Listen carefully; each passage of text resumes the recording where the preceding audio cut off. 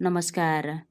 The मे स्टोरीमा आजैदेखि 12 खरी कथा प्रतियोगिता 2078मा उत्कृष्ट 25मा पर्न सफल कथाहरू वाचन गर्नेछु। ती कथाहरू 12 खरी उत्कृष्ट कथा 2078मा प्रकाशित छन्। यदि हजुरहरू त्यो पुस्तकमा संग्रहित 25वटा कथाहरू पढ्न चाहनुहुन्छ भने बजारमा उपलब्ध छ। सुरुमा वाचन गर्न लागेको कथा हरिबोल काफ्लेको कथा यार्चा। मुकोटबाट गाउँ नै उठेर बुकेलेकतिर ताते लाग्यो। हुल बाँधेर गाउँलेहरू आआफ्नो समूहमा बाँधिए। 2 दिनमा सहर तारा हुँदै ताराकोट पुग्दा नपुग्दै गाउँलेका झुण्ड छिन्न भिन्न भइसकेका थिए। मान्छेको लस्करमा केही खच्चड, घोडा र कुकुरहरू मिसिएका छन्।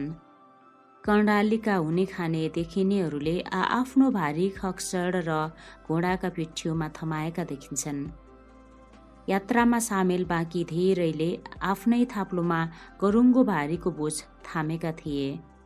ढाक्रेहरूले बोझमा जसोतसो 2-3 महिनाको सामल तुमल र झुत्रा ओड्ने बिछ्याउने टमक्क पारी खाँदेका छन्। उसै पनि 35-40 तिरै लेकालीहरूको हात गोडाका छाला चाउरी परिसकेको हुन्छ। उनीहरूको अनुहारमा थोरै आशा र धेरै पिरताप देखिन्छ। धेरैको उमेरमै तन्नेरी वैश निक्रिसकेको प्रतीत हुन्छ। रगत र नसाहरूको नील रेखाहरू बाहिरैबाट प्रष्ट देखिन्छ। दिनभरको हिँडाइको थकाइले साँझ नपर्दै जिउजान फतक्क गल्छ।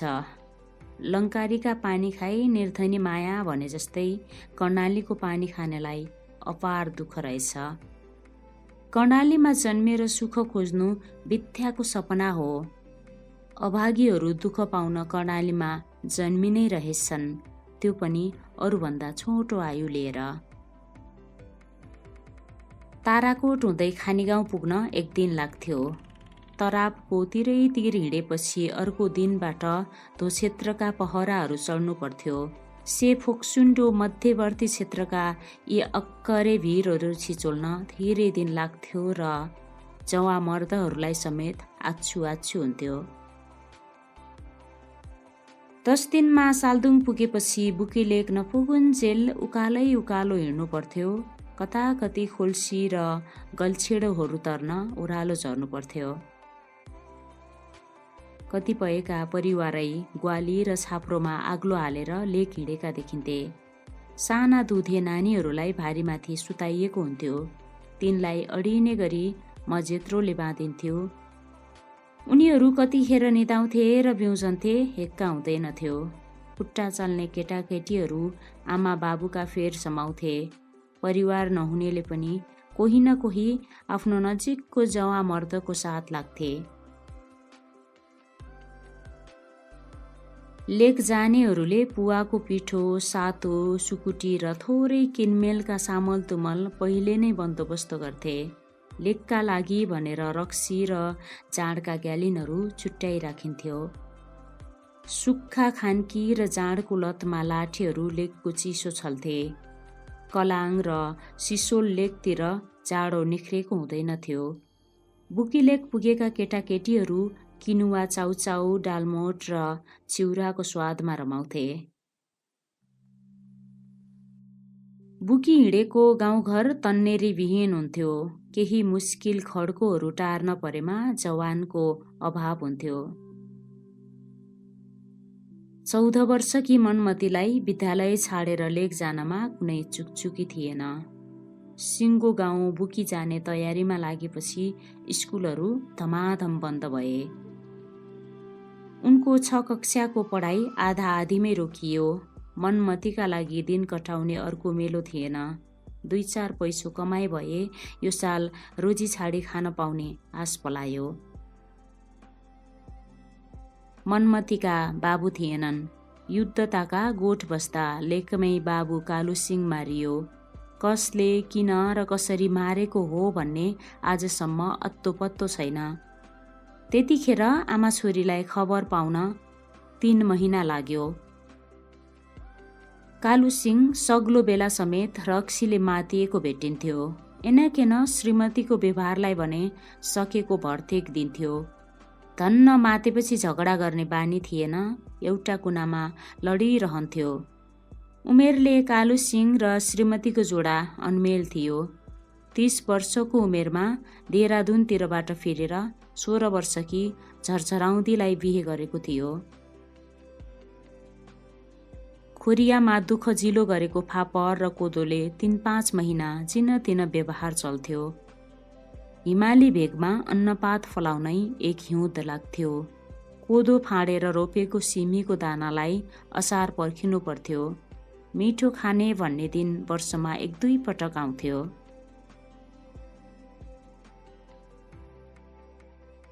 धौधौ गरी पेट पाल्नुको दुःख पीडा कर्णालीको प्रारब्ध हो।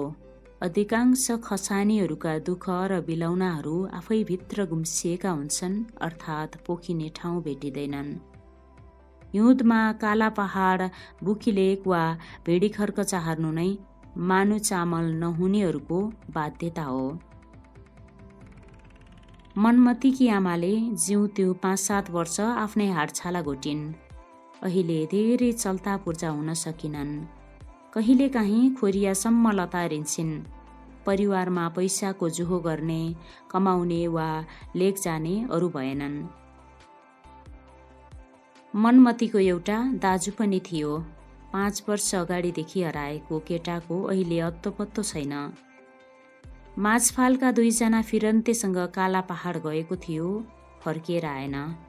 ती लाहुरेहरू पटक पटक गाउँ घर आउने जाने गरे, तर ऊ आएन। पैसाको त कुरै छाडौँ, ज्यानको खबर समेत गरेन। काला पहाड छाडी एकजना शेखको पछि लागेको र कश्मीरतिर पुगेको भन्नेसम्म दौतेरीहरूले गाउँमा कुरा ल्याइपुर्याए, तर अरू खबर अपुष्ट रह्यो। बर्खा लागेपछि फिर्छु र आमालाई राम्रोसँग हेर्छु भनेको छोरो कहिल्यै नआउँदा आमाको मन सधैँका लागि तमतमिदो भयो। आफ्नो दुःखको सबै अब्गाल आफ्नै फुटेको कर्मलाई दिइन्। मनमतीले बुकी जान्छु त भनिन्, आमालाई मनाउन जात्रै पर्न गयो।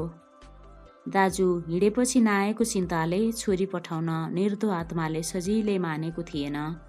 वर्ष दिन रोजिन्दा मिठो खाउला र चैती चाडबाड रमाइलो मानौला भनेपछि आमाको आशा पलायो। मनमतीको कुरामा हृदय पग्लियो।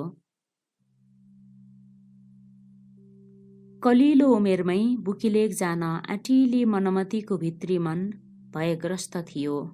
बुकीलेक जाने दुखिया कर्मलाई मनमतीको रगतमा समेत दैवले निखनी दिएन। उनले आफ्नी आमाको कलेटी ओठमा छचल्किएको आशालाई शक्तिमा बदल्ने निश्चय गरिन्।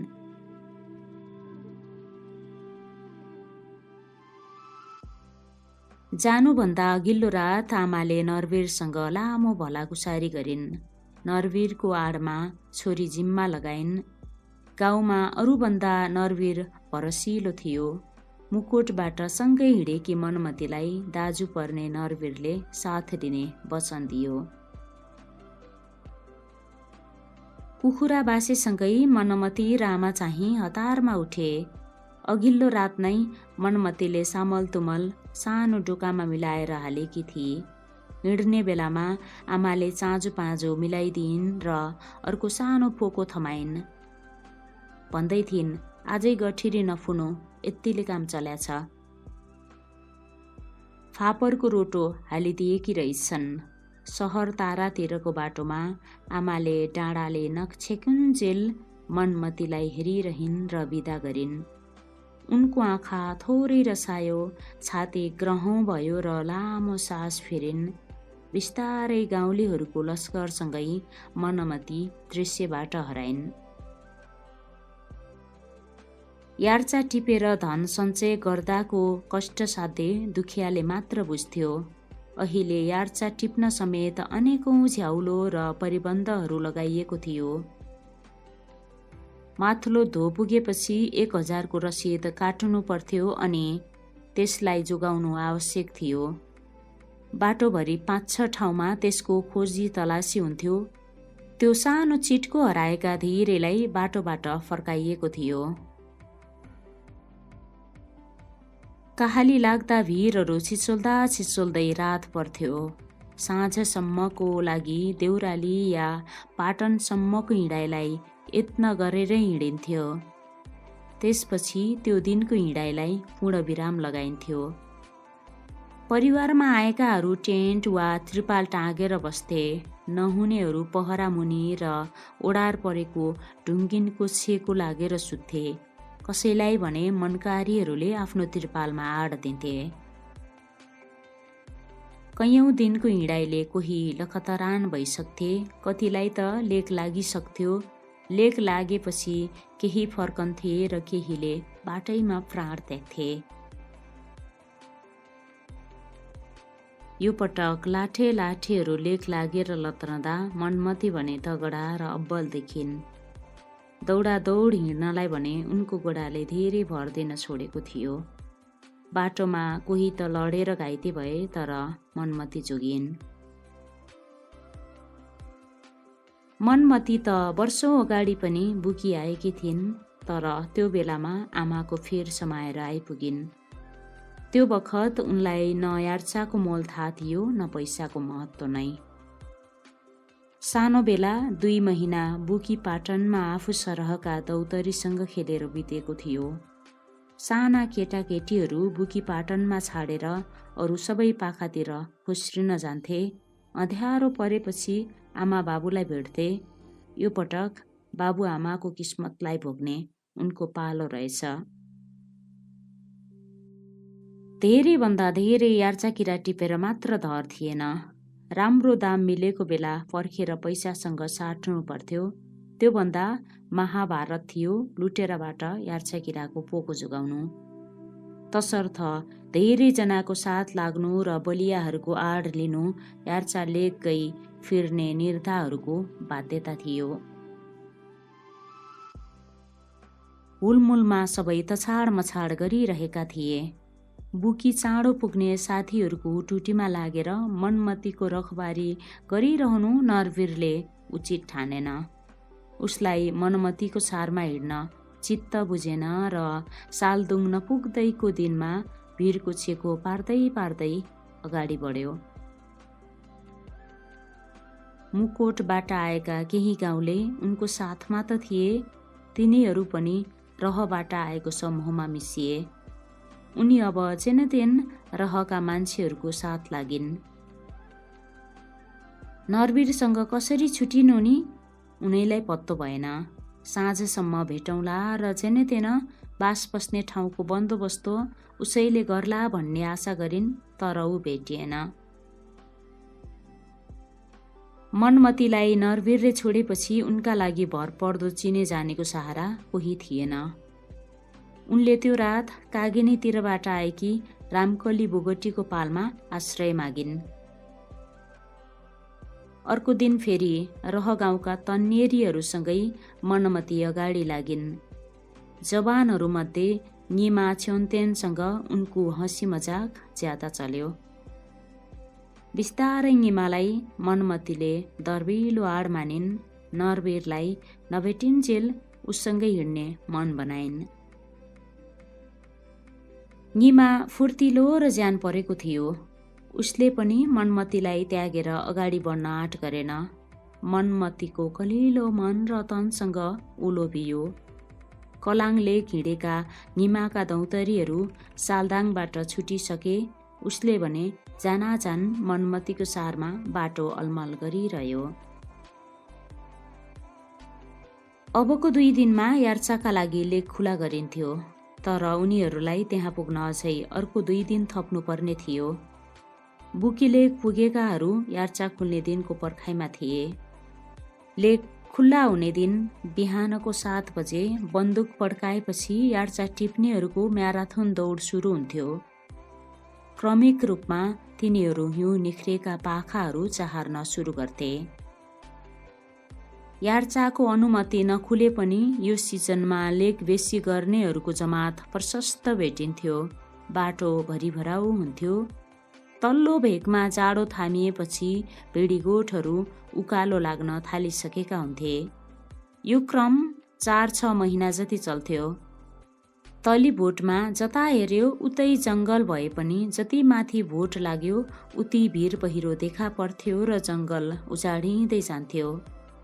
छारका भोट उँभो लागेपछि पोथ्रा पोथ्री बाहेक घाँसे चौर, नागी र पाटनहरू फेला पर्थ्यो। कु, मुसी, निजाल, फोत, नाम्दो, तिन्जे, सालदाङ लगायतका गाउँलेहरू सिजनमा उँधो उँधो गरिराख्थे। पहिले पहिले यार्चा टिप्ने चलन थिएन, तर त्यो बाटो पहिलेदेखि नै चलन चल्तीको थियो। पुर्खाहरूले काल्नै नुनका भारी खेप्न जान्थे। भोटको क्याटो र मरिमलासम्म पुगेर 25 दिनमा दुनै नुन पुर्याउँथे। अहिले वर्षमा एकाध दिन क्याटो र मरिमलाको लागि नाका खुल्ला हुन्छ। यतिखेर स्थिति उल्टेको छ। तिब्बततिरको जीवन धेरै सहज छ। जमानामा तिब्बतीहरू यही बाटो अनाज बोकेर भोट लैजान्थे। धो, तराप र ताक्सीतिरका मान्छेहरू अहिले बजारका लागि उता जाने र किनमेल गर्ने चलन चलेको छ। हिउँ बिलाइसकेका चरनहरूतिर भिडा च्याङ्राहरू ब्रगेल्ती दगुर्थे। गोठालाहरू आफ्नै सुर बेसुरमा जिन्दगी काटिरहेका देखिन्थे। उनीहरूको आङमा बाक्ला दिङ लाग्ने कपडा र कछाडहरू बेरिएको हुन्थ्यो। बिहान साँझ मट्याङ्राले झट्टी हानेको आखेटो एरो पोलेर खान्थे। कहिलेकाहीँ बिहानैदेखि छ्याङले मधोस हुन्थे। चौरीमा दिनभर कुम्भकर्ण झै महाको सुताहा भइदिन्थे। चरनमा भिडा र बाख्राहरूलाई हिउँ चितुवा, बँदेल र भालुसँग जोगाउनु पर्थ्यो। केही लाप्पा खेल्न सिपालुहरू चितुवासँग जाय लाग्न जान्थे। नचाहेरै पनि गोडादुएक भिडा बाख्रा आँखै अगाडि जङ्गली जन्तुले घिसारेर लगिसक्थे। जन्तुहरूको भोटे कुकुरसँग लडाईँ पर्थ्यो। यार्चा जानेहरूले 1-2 दिन त यो दृश्य आफ्नै आँखाले देख्थे। चौरी लेकभन्दा माथि पुगेपछि भेडीगोठहरू हराउँदै जान्थे। भेडीगोठहरूका दुःख पनि आफ्नै सरह लाग्थ्यो यार्चा टिप्नेहरूलाई। निमालाई भेटेको साँझ उनीसँगै बिताए। त्यो रात दुवै जागा ज्योति भएर बसे। अर्को दिन आधा बाटो मात्रै हिँडे। पनिपाटनमा बास बचे। त्यो रात मनमती निमासँग अलि लाडिएर खुलिन्। ती खुल्ला आकाशमुनि सुते। रात छिप्पिँदै गएपछि निमालाई कुरकुरे वैश्यको मात चढ्यो। ऊ मनमतीतिर लठारिन अगाडि बढ्यो। मनमतीलाई निमाको चालबाजीसँग त्रास लाग्न थाल्यो, परन्तु उनका लागि कोही सहारा थिएन। निमाले मनमतीलाई अङ्गालोमा च्यापेर उनको जिउमा जबरजस्ती गर्न थाल्यो। मनमतीका लागि आफूमाथि निमाको रजाई सहनुको विकल्प थिएन। निमाको कठोर पन्जाबाट फुत्किन सकिनन्। चिच्याइन्, तर रातभरि यातना खप्न विवश भइन्। अर्को दिनको सूर्योदय भयो। मनमतीले जसोतसो आफूलाई सम्हालिन्। बिहानी पख उनका केही शारीरिक पीडाहरू हराउँदै गए। उनलाई निमा देखेर सहानुभूति जाग्न थाल्यो। निमाको अनुहारमा गए राति मनमतीसँग गरेको कर्ममा पछुतो र ग्लानि भेटियो। केही बेरमा उनीहरूको बोलचाल खुल्यो। मनमतीका लागि आफ्नो शरीरको कुनै भ्यौ र भाउ थिएन। उनलाई निमाले बलपूर्वक सतीत्व नष्ट गरेकोमा होइन, यार्चाको सुर्ता थियो। तसर्थ उनले मिलेमतोमा धेरैभन्दा धेरै यार्चाको जोर बटुल गर्नु र आपसमा कल झगडा नगर्नु उचित ठानिन्। मनमती आफैले निमालाई पोको खोलेर खाजा दिइन्। उसले कछाडको फेर थाप्यो। निमाको आँखाले अनुहार ताकेर हेर्न सकेन। निमालाई केही दिनसम्म ग्लानि भइरह्यो। सुकोमल मन भएकी मनमतीले आफूले गरेको कृत्य बिर्सन सकिनन्। मनमतीको करुणाले निमालाई भुत्ल्याउँदै लग्यो। मनमतीसँग माया बस्न थाल्यो। बिस्तारै एकअर्कामा उनीहरूको माया झाँगिँदै गयो। बाँकी दिनहरूमा उनीहरूबीच निजी भन्ने चिज रहेन, सबै साझा भयो। 2 दिनपछि उनीहरू नागी पुगे। नागीमा बास बस्ने ठाउँ बाँकी थिएन। जेन तेन 2 महिना ओत लाग्ने ठाउँ खोजे। थोरै प्लास्टिक रहका साथीभाइबाट निमाले बटुल्यो। मनमती र निमा सँगै बस्ने भए। त्यहाँको जिन्दगी अलग्गै चलेको थियो। बिहान सबै चुचुरातिर लाग्थे, बेलुका आफ्नो पालमा पुग्थे, कहिलेकाहीँ टाकुरातिरै रात कटाउँथे। मनमतीले नागी पुगेपछि नरवीरलाई खोजिन्, परन्तु भेटिनन्। 7 दुनियाँका मान्छे जम्मा भएका थिए। कसैलाई अरूको मतलब थिएन। थोरै उल भए पो चिनाजानी पाउनु र आफ्नो मान्छे भेट्नु। उनले नरवीरलाई त्यागिन्। उनीहरू अन्जान रूपमै एकअर्कालाई दम्पतिको माया दिन थाले। नागी पाटनका दिनहरू उनीहरूका लागि केही उल्लासमय हुँदै गए। पाटनको बसाई चिसो भए पनि उनीहरूको बीचमा बसेको मायाले न्यानो बनाउँदै लग्यो। उनीहरू त्यही उमङ्गमा हराए। निमाले बिछट्टै माया देखाएपछि मनमतीलाई कुनै दुखचुक भएन। वसन्तपछि नागीहरूमा मौसम आनन्दमय हुन्छ। लह लह भई घाँसमा झुलेका रङ्गी बिरङ्गी फूलहरू मनमोहक हुन्छन्। उनीहरू त्यहाँको प्रकृतिमा आफूलाई भुलेर एकअर्कामा समाहित भए। मुकोटबाट कलाङको लेख हिँडेको ठ्याक्कै 15 दिन भइसकेको थियो। उनीहरूमा धेरैभन्दा धेरै यार्चा खोज्ने व्यग्रता र धोको थियो। तसर्थ बिस्तारै उनीहरू अब कर्मतिर फर्किन खोजे। तलतिरका पाखा भिरतिर खोस्रिएका डोबहरू देखिन्थ्यो। जति माथि लाग्यो उति किरा पाउने मौका बाँकी थियो। बुकी लेक पुगेको दोस्रो दिनबाट उनीहरू कुटो कोम्लो बोकेर पाखातिर लागे। बुकी लेक पुगेको दोस्रो दिनबाट उनीहरू कुटो कुम्लो बोकेर पाखातिर लागे। पहिलेको जस्तो पाखामा सजिलै यार्चा पाउन मुस्किल थियो। कमाइभन्दा दुःख बिसाउनु ज्यादा पर्थ्यो। ज्यानको असाध्यै जोखिम थियो। पछिल्लो समय बिउ लाग्न नदिने गरी पाखाहरू खुस्रिएको भेटिन्थ्यो। 10 दिनमा मनमतीले 8 बिसी जति यार्चा किरा उखिलिन्। साँझमा नागी फर्किएको दिन बुटी किरा घोटेर सेतो सग्लो पार्नु पर्थ्यो। निमाले त एकै दिन 30-40 वटासम्म किरा बटुल्थ्यो। महिना दिनपछि गतिलोसँग हात पर्न छाड्यो। पहिरो भिरतिर पुगे गुडा दुएक बढी पाइन्थ्यो, तैपनि ज्यानको माया चाहिँ मार्नु पर्थ्यो। निमा पहरातिर जान हौसिन्थ्यो, मनमती रोक्थिन्। निमाका लागि यार्चा लेकको दिनचर्या सामान्य लाग्न थाल्यो।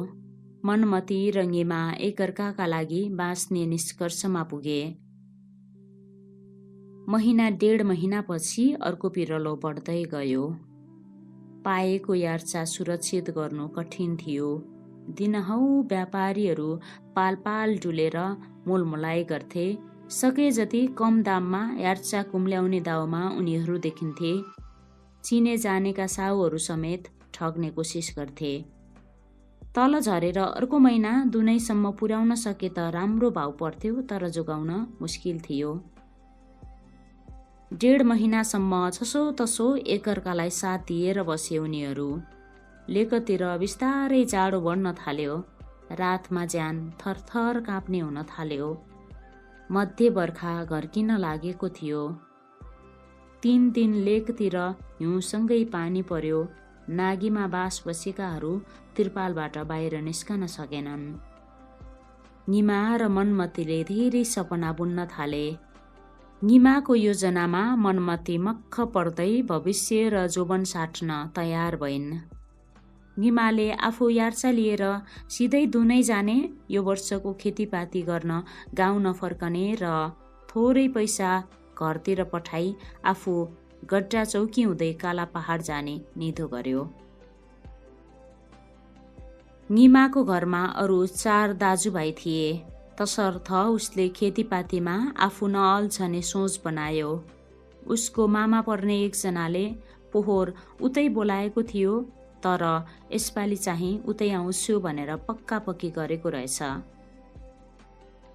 मनमतीसँग माया लाएपछि उसले धेरै विचार बदल्यो। घरमा मनमतीलाई लैजान उसलाई फसाद पर्थ्यो। माथिल्लो भोटको चलन अनुसार दुलहीले बहु बिहे गरेर घर व्यवहार चलाउनु अनिवार्य थियो। जेठो दाजुले बिहे गरेपछि मनमतीले निमाका अरू 4 भाइसँग पनि बिहे गर्नु पर्थ्यो। निमाले मनमतीलाई गाउँघर नलग्ने सुर कस्यो। बिहे गरी अन्तै घरजम गर्ने शर्तलाई भने परिवारले स्वीकार गर्थ्यो। त्यो बखत मनमती निमाको एक्लै जहान हुन्थे। निमाले मनमतीलाई मनाएर दुनैतिर लग्ने अक्कल निकाल्यो। मनमती भने मुकुटमा आमा भेट्न जाने र आफू जता गयो आमालाई त्यतै लैजानु पर्ने शर्त राख्दै थिए। बर्खा सकिएपछि दुवैजनाले काला पहाड जाने निधो गरे। 2 वर्ष उतै बस्ने, मजदुरी गर्ने, रमाइलो जीवन बिताउने र घरजम गर्ने सुन्दर भविष्यको आशामा ती आनन्दित हुँदै गए। कडा जाडोले होला अकस्मात निमा बिरामी पर्यो। 7 दिनसम्म पनि तङ्ग्रिन सकेन। निमालाई ज्वरोले झन् निस्लोट पार्दै गयो। लेकमा बिरामी हुँदा आवश्यक उपचार र ओखती मुलोको सम्भावना थिएन। ज्यान न्यानो पार्नलाई आगो बाल्ने खस्रोटाहरू समेत पाइन्नथ्यो। धेर थोर तलबाट बोकेर ल्याएको हाँगाबिगा सबैको त्रिपालमा सकिँदै गयो।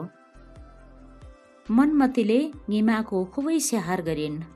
5 औले गानो, भुतकेश र निर्मसीका जरा खोजेर खुवाइन्।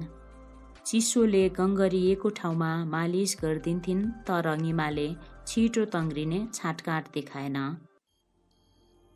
अर्को शिविरमा बसेको ग्याल्चो लामाले झारफुक गरिदियो। त्यो दिन निमा र मनमती दुवैले थोरै चयनको सास फेरे। मनमतीको आँखामा करुणा छझल्किए। अकस्मात अर्को रात निमालाई आँठे ज्वरोले च्याप्यो। उसको वाक बस्यो, गोडाहरू चिसा भए, टाउको भुङ्ग्रोमा सेकाए झैँ तातो थियो। केही घण्टाको छटपटीपछि निमाले प्राण त्याग्यो। उनीहरूका लागि मायाको भोग गर्नुभन्दा धेरै यार्चा बटुल्ने धोको थियो। दुवैको इमानमा स्वार्थ थिएन। उनीहरूको मिलन धोका र इमानले जुराइदिएको थियो, तर निमाले बीचमै आफ्नो अलग्गै बाटो ततायो। रहबाट आएका निमाका साथीहरूलाई मनमतीले खबर गरिन्। रह गाउँका साथीहरू र ग्याल्चो लामाको कचहरी बस्यो।